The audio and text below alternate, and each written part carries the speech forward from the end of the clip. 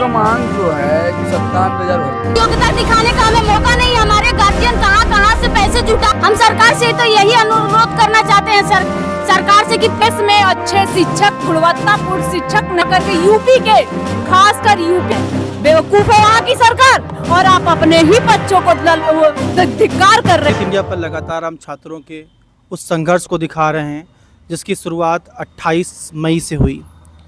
ये संघर्ष है छात्रों के अधिकार का। वो छात्र जो डीएलएड कर चुके हैं लेकिन पिछले 7 सालों से उत्तर प्रदेश बेसिक शिक्षा विभाग में भर्ती आने की प्रतीक्षा कर, लेकिन सरकार सुन नहीं रही है।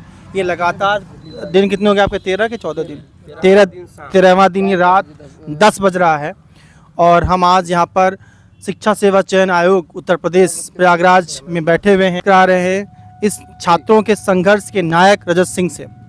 रजत जी, बहुत बहुत धन्यवाद जुड़ने के लिए आपका। जी जी, आप लोगों का क्या यहाँ पर मांग है? हम सबका मांग जो है 97,000 भर्ती का है, जो प्रदेश में लाखों पद रिक्त होने के बावजूद ये मांग है। आप जान रहे होंगे कि उत्तर प्रदेश में बेसिक विभाग में 1,93,000 के करीब पीएबी की रिपोर्ट के अनुसार भर्ती खाली है, पद खाली है उत्तर प्रदेश में। और जिसको लेकर के उस पीएबी की रिपोर्ट को भी पत्रकार जो मौजूदा जितने भी पत्रकार थे उन्होंने अपने प्रिंट मीडिया के माध्यम से वो जानकारी आम लोगों तक पहुंचाई। और उसी रिपोर्ट को ही यूपी गवर्नमेंट ने अपने ट्विटर हैंडल पे अपलोड किया कि हम सब 3 चरणों में 2026 में तक जो है 3 चरणों में भर्ती करेंगे। लेकिन आपको बताना चाहूँगा कि वो चंद मिनटों में, चंद घंटों में डिलीट हो गई।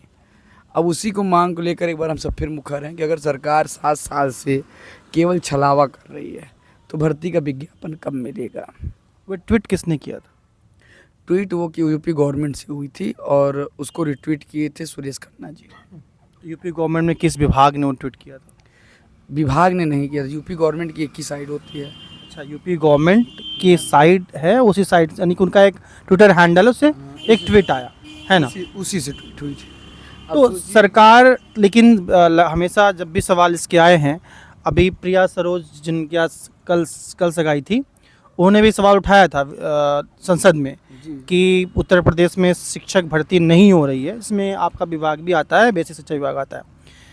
तो जब विधानसभा में सवाल पूछा गया, शिक्षा मंत्री बेसिक के जो संदीप सिंह हैं, उन्होंने कहा अनुपात और जो समानुपात शिक्षक और छात्र का होता है वो बराबर है। इस पर क्या कहेंगे आप? देखिए, प्रिया सरोज जी ने इस मुद्दे को लोकसभा में उठाया था और विधानसभा में माननीय विपक्ष के जो विधायक होते हैं वो उठाते हैं। तो विधानसभा में जब इस चीज़ को उठवाया जाता है विपक्षी पार्टी के विधायकों द्वारा, तो उस मुद्दे पे शिक्षा मंत्री का बयान हमेशा अनुपात समानुपात का होता है। लेकिन ये अब तय करना होगा मंत्री जी को कि मंत्री जी के सामने जो अधिकारी हैं बेसिक विभाग के इतने लामबंद हैं, इतने हठी हो चुके हैं कि एक मंत्री के सामने ही पैर पे पैर रख करके बैठ करके जब उनका कोई सम्मान नहीं है तो वो कैसे, मैं मान लूँ कि वो जो आंकड़ा देते हैं उस आंकड़ा के आधार पर ही वो विज्ञापन देंगे। वो तो बेसिक विभाग से हमको लगता है प्रतिक्रिया भी नहीं कर पाते होंगे कि उनके अधिकारियों से कि पद देना है कि नहीं देना है, क्योंकि अधिकारी इतने मनबड़ हो चुके हैं कि मंत्री तक की भी नहीं चल रही है। मेरा मानना है नहीं, किसी भी मंत्री के सामने कोई एक अधिकारी एक पैर के ऊपर दूसरा पैर रख के बैठ कर बात करेगी, हमको नहीं लगता कोई अधिकारी इस तरीके से करेगा। तो हमको लगता है कि बेसिक के आला अधिकारी कहीं ना कहीं इसके जिम्मेदार हैं और मंत्री जितने जिम्मेदार है उससे कहीं ज़्यादा बेसिक के आला अधिकारी भी जिम्मेदार है। 7 साल एक लंबा समय होता है और आपने, हमें जो लग रहा है कि आपने कई बार संघर्ष ऐसा किया है और ये संघर्ष तो लंबा चल रहा है और पूरा देश आपको देख रहा है, समझ रहा है, सुन रहा है और प्रतिक्रिया भी दे रहा है। देखिए, इतने लंबे संघर्ष करने के कारण आप छात्रों में कितनी निराशा होती है? जी देखिए, छात्रों की जो निराशा है बेशक वो चीज़ें मैं कह सकता हूँ कि वाजिब है, क्योंकि जब किसी प्रदेश का जो छात्र है 7 सालों तक भर्ती ना मिले और वो उसी सरकार से बार बार मांग रखती रहे और सरकार उनको इग्नोर करती रहे, और जब सरकार से मांग लगातार रखी जाए और सरकार उनकी बात सुनने की जगह पर उनकी आलोचना करे, बताए वो विपक्षी पार्टी के लोग बैठे हैं, जबकि यहाँ पे तमाम प्रकार के लोग, तमाम ज़िले से आए हुए लोग हैं और तमाम जाति समाज, तमाम विचारधारा पार्टी से जुड़े हुए लोग हैं। यहाँ जो ये लड़ाई है किसी विपक्षी पार्टी के लड़कों की नहीं है, ये लड़ाई बीजेपी, बसपा, कांग्रेस, आम आदमी पार्टी से लेकर के हर जाति संगठन के लोग यहाँ धरने पे बैठे हैं। सबकी विचारधाराएं अलग हो सकती है। यहाँ पर ब्राह्मण, ठाकुर, पटेल, यादव, मुस्लिम, हर जात, दलित, हर जाति समाज के यहाँ लोग धरने बैठे, क्योंकि नौकरी की जो ललक होती है वो हर युवा को होती है और युवाओं का कोई जाति, धर्म, मजहब, पार्टी नहीं होती है। उनके ऊपर एक ही ठप्पा लगा होता है, वो है बेरोज़गारी का। और उस बेरोज़गारी के ठप्पा को लेकर के वो सड़कों पर, आप जहाँ आज बैठे हैं, आप देखे होंगे इतनी गर्मी में इतने मच्छर काट रहे हैं और हम सब पंखा चला करके इससे बच रहे हैं। आज हमने, कल बता रहा हूँ, 13 दिन बाद आज पंखा मिला हम सबको। आज हम सब किसी तरह पंखे से करके अपने आप को हवा ले रहे हैं, नहीं तो हम सब हवा को भी नसीब नहीं मिलती। इस गर्मी में इस पत्थर पे बैठ करके हम सब प्रोटेस्ट करते हैं। इस 45 डिग्री टेम्परेचर जो अभी प्रयागराज का चल रहा है, 13 दिन का ये शाम है, 13वां दिन का, इतने यानी कि तापमान में भी आपके हौसले पस्त नहीं हो रहे हैं। आप छात्र इतने तापमान में भी अपने हिम्मत को नहीं हार रहे हैं, इसकी प्रेरणा कहाँ से मिलती है? देखिए, प्रेरणा जब आप किसी परेशानी, समस्या और आपके साथी दिक्कत में होंगे तो ये चीज़ें खुद ही ऑटोमेटिक प्रेरणा का विषय बन जाती है कि ये लड़ाई मेरी है, ये लड़ाई हम सब की, ये लड़ाई हमारे लाखों युवाओं की है, ये लड़ाई लाखों लोगों की उम्मीद की है। तो जो लाखों लोग हमसे उम्मीद किए हैं, उस उम्मीद पे जब आपके ऊपर टिकी होगी तो आप ऑटोमेटिक उस सारी समस्याओं से लड़ने के लिए एक आंतरिक हौसला की उपज होती है कि आप इस लड़ाई को लड़ना है, अपने लाखों साथियों की मांग को पूरा करना है। उसी लिए हम इस हौसले और जज्बे के साथ लगातार डटे हुए हैं। पूरे प्रदेश के छात्रों की निगाहें आप पर टिकी हुई हैं। जी, रजत सिंह जी, इस पर क्या कहेंगे? और लगातार आपके वीडियोज़ और फोटोज़ अखिलेश यादव के साथ ट्वीट किए जा रहे हैं, यूट्यूब पर डाले जा रहे हैं, इस पर क्या कहना है आपका? देखिए, जो फ़ोटोज़, वीडियोज़ ये पढ़ रहे हैं तो हम तो कह रहे हैं कि माननीय मुख्यमंत्री जी अगर आज विज्ञापन दे देंगे तो कल ये प्रोटेस्ट समाप्त हो जाएगा। जब हम प्रोटेस्ट नहीं करेंगे तो यूपी का विपक्ष क्यों उसको सोशल हैंडल पे जगह देगा? तो कहीं ना कहीं ये इनका हाथ भी है, सरकार का भी हाथ है। अगर वो चाहे तो इस आंदोलन को समाप्त 2 मिनट में कर सकता है। केवल 10,000 या 20,000, 1,40,000, 50,000 का विज्ञापन दे दे तो मुझे नहीं लगता कि मेरे पीछे कोई भीड़ आएगी। सभी लोग नौकरी की तैयारी के लिए लगातार बैठेंगे, कोचिंग संस्थान अपना बैच समाप्त करने लगेंगे। तो कहीं ना कहीं इसमें गलती सरकार की है। सरकार को युवाओं की मजबूरी को समझना चाहिए। अगर वो इसकी मजबूरी समझते हैं तो हमको नहीं लगता कि यूपी का विपक्ष इतना हावी हो पाएगा।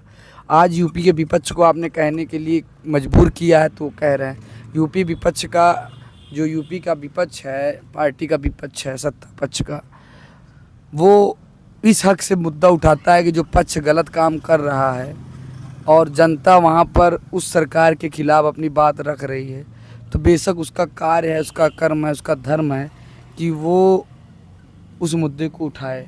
क्योंकि व्यक्ति एक आशा की तरफ, विपक्ष की तरफ भी देखता है कि हमारा सत्ता पक्ष नहीं सुन रहा है तो कम से कम विपक्ष ही हमारी बातों को उठा दे। एक छात्र को इतने लंबे समय तैयारी करता है, डीएलएड करता है, ग्रेजुएशन करता है, सब करने के बाद जाकर के वो एक शिक्षक की पात्रता रखता है। एक गांव गरीब के बच्चे को कितनी मुश्किलों का सामना करना पड़ता है इतने लंबे समय अंतराल में, उसका वैकेंसी ना आए, उनकी पीड़ाओं को कैसे आप जनता से बताना चाहेंगे? देखिए, जनता अपनी पीड़ाओं को समझती है, जानती है। आज जो यहाँ इलाहाबाद का छात्र है, जो छात्र जीवन में जी रहा है, आप उससे पूछो किस स्थिति में रहता है। जिस उम्र में लोग अपने गृहस्थ आश्रम को बसा लेते हैं, उस उम्र में का पड़ाव भी वो पार कर जाता है। यहाँ प्रतियोगी जो छात्र, किसी की उम्र, आज मैंने एक छात्र अभ्यर्थी के रूप में यहाँ पर आए थे जिनकी उम्र 45 साल थी। मैंने उनका वीडियो सोशल मीडिया पे डाल दिया। देखा है मैंने वीडियो। उस वीडियो को मैंने डाला है। अब आप बताइए कि उनकी उम्र इतनी बीत गई है, वो नौकरी पाएंगे भी तो 2-4-5 साल से ज़्यादा नौकरी नहीं कर पाएंगे, 10 साल नहीं कर पाएंगे। सरकार 7 साल का एक लंबा समय खा गई हम सबका, और 7 साल बहुत होता है। अगर हमको 7 साल पहले नौकरी मिल गई होती या 5 साल पहले मिल गई होती तो शायद हम सब भी वैवाहिक जीवन में बंध गए होते और हम सब के भी बच्चे होते और हम सब गृहस्थ आश्रम में प्रवेश कर गए होते। आज के समय में कौन अपनी लड़की देगी? आज के समय में हर जो लड़की का वर्ग है, वधू का वर्ग है, वो यही सोच के अपनी लड़की के साथ लड़के की शादी करता है कि हमारा जो होने वाला जिसके साथ हम रिश्ता जोड़ रहे हैं अपनी लड़की का, वो कमाता है कि नहीं कमाता, कितना कमाता है, कहाँ नौकरी करता है, कितना कमा रहा होगा। अगर वो ये जान लेंगे कि वो बेरोज़गार है, इलाहाबाद में तैयारी कर रहा है, तो कौन उसको अपनी लड़की देगा? इस धरने की गूंज पूरे प्रयागराज, क्या पूरे उत्तर प्रदेश, क्या पूरे भारत में गूंज रही है। क्या आपको शासन या प्रशासन से कोई धमकियां मिली अभी तक कि आप हट जाइए वरना जेल भेज देंगे, कर देंगे, वो कर देंगे? देखिए, जब आग में हाथ डाल दो, तेल में हाथ डाल दो, जलना तो तय ही है। अब जब इतना बड़ा प्रोटेस्ट, इतना बड़ा आंदोलन आप कर रहे हैं तो भाई बेशक सी बात है कि सत्ता पक्ष जो सरकार है वो अपने विरोध का दमन करने के लिए पूरा प्रयास करेगी, जो वो समय समय पे करते आती है। प्रशासन तो एक कहते नहीं कठपुतली है। प्रशासन को जो आदेश दिया जाता है प्रशासन वही काम करता है।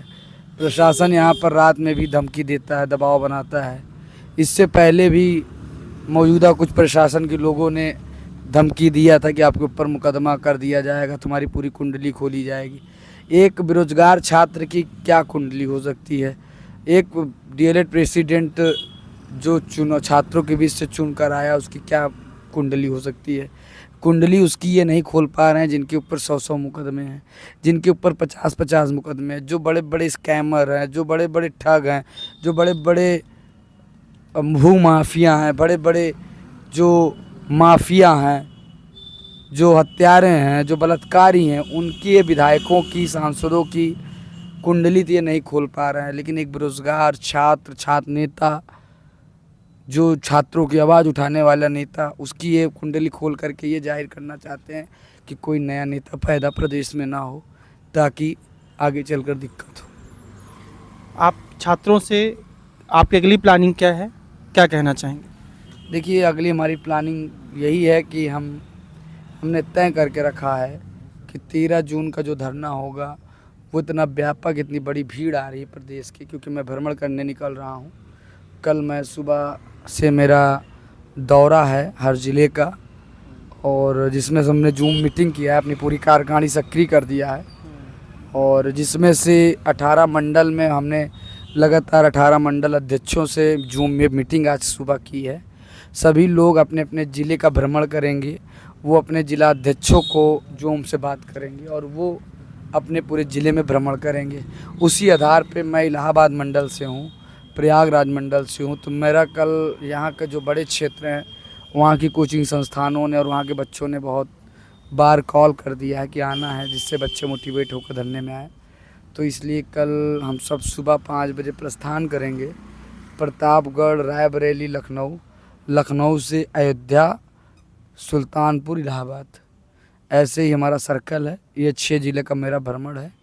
इन 6 ज़िलों के जो बच्चे हैं, जो बड़ी कोचिंगें हैं, वहाँ पर मेरा वक्तव्य होगा और आमंत्रण पत्र होगा। अभी तक कुछ शासन से कुछ मिला आश्वासन? अभी तक शासन से जो आश्वासन मिलता है वो आपको पता है। शासन का आश्वासन था कि 10 दिन के अंदर आपकी मांग पूरी हो जाएगी, लेकिन उनके द्वारा हमको नहीं लगता है कि 13 दिन हो गया। आज वही लोग डर के मारे हम सबसे बातचीत करने से बच रहे हैं। उनको ये लगता है कि हम किस मुंह से बात करें, क्योंकि 10 दिन का उन्होंने पूरी मीडिया और पूरे हज़ारों बच्चों के सामने आश्वासन दिया था।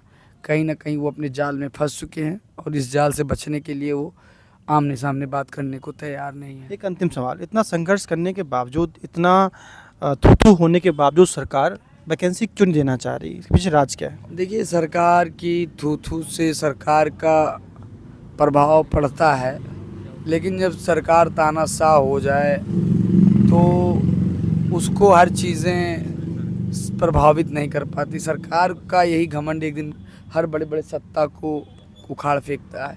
जितनी भी सत्ताएं उत्तर प्रदेश में आई हैं, कभी प्रचंड बहुमत में बहुजन समाजवादी पार्टी भी आया करती थी, कभी प्रचंड बहुमत से सपा भी आई थी, और वही स्थिति हुई कि प्रचंड बहुमत से भाजपा आई।